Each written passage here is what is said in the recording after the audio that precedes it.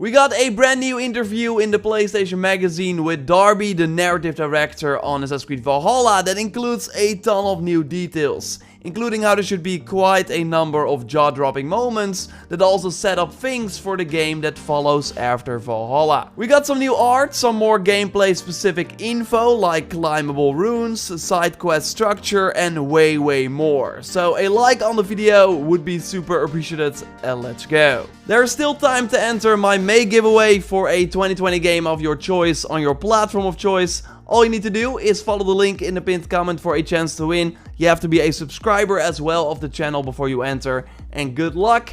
I will announce the winner in early June and reach out to the winner via the email. The Assassin's Creed lore should be seated in the world of Valhalla for us to discover at our own pace. And overall, we of course know that Eivor learns about the Hidden Ones and the Order of Ancients conflict early in the game, likely in Norway.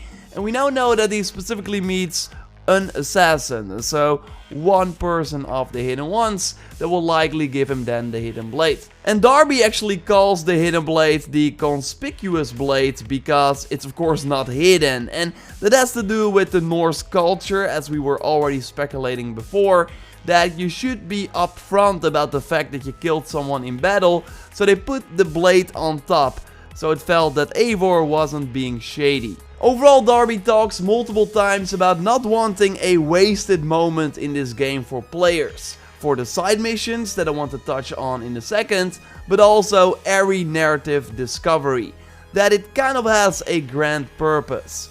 Really, like, it just tickles you if you are an Assassin's Creed fan.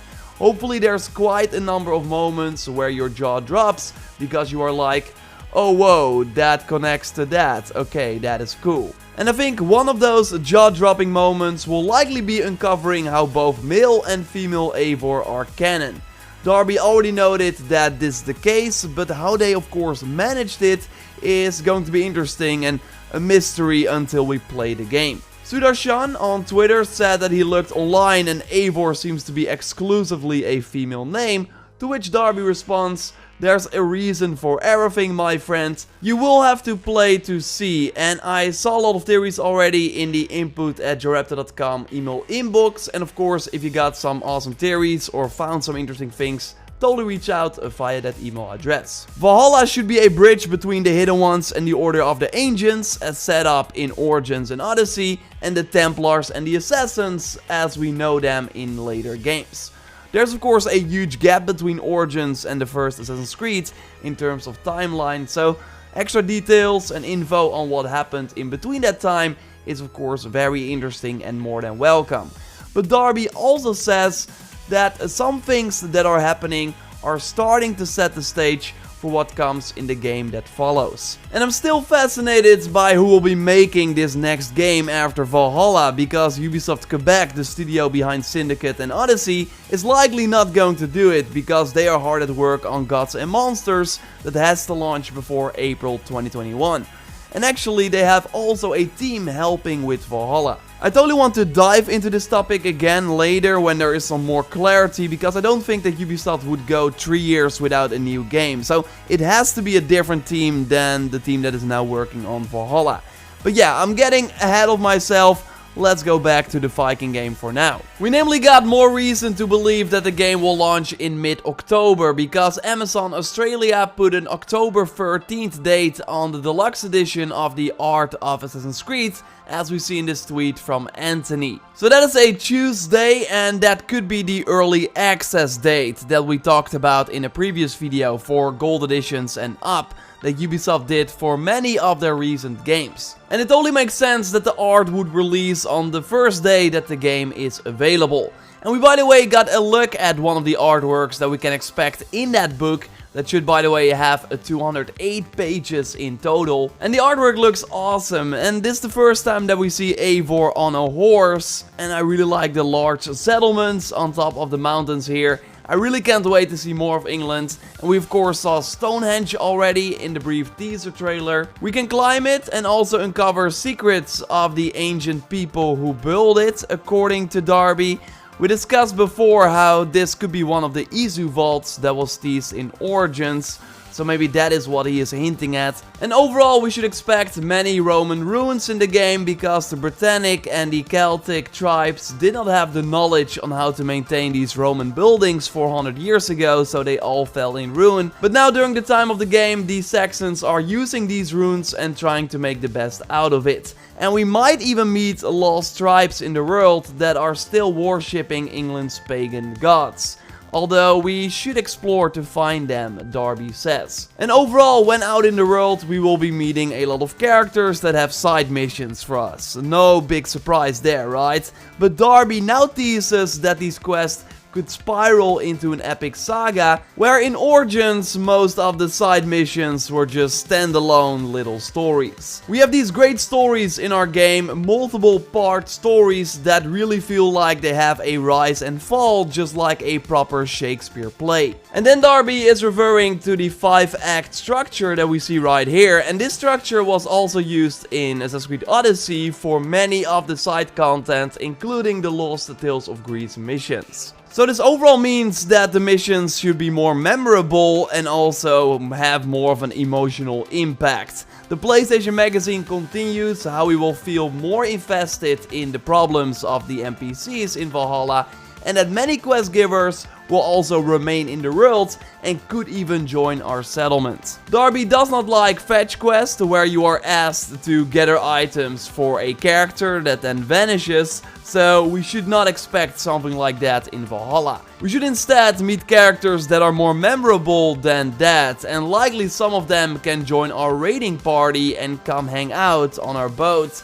We namely now learned that over time, unique raiders will join who have a personality that persists even after you put them on your ship. In Odyssey, they were just a nice cosmetic extra, like it was cool to see the Hades Lieutenant on my ship, for example, but nothing more. Well, in Valhalla, we should actually hear more about them, so they will likely talk with us on our ship.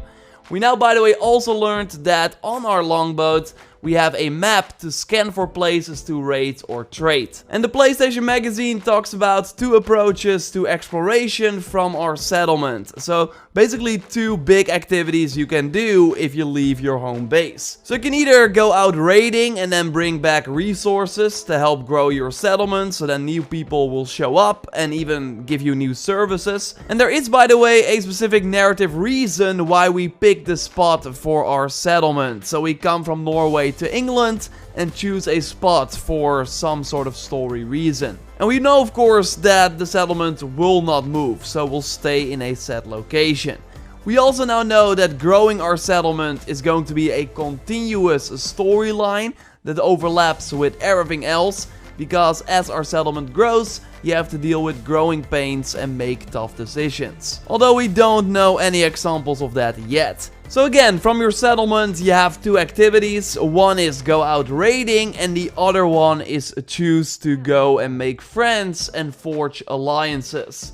Since you are in enemy territory, it is smart to become allies with neighboring territory, for example. And during these missions, we can of course make choices. And an example of a choice that we can have is that Eivor can tell that a person is lying, and then you can choose to either confront that person immediately or play along with the lie and then see where the story takes you. And we likely also have choices when talking to Alfred the Great. I would imagine that we meet this King of Wessex, an antagonist to the Vikings, but his role in this game should be even bigger than I first thought. Because the personal journey of this famous king is namely at the heart of the story of this game.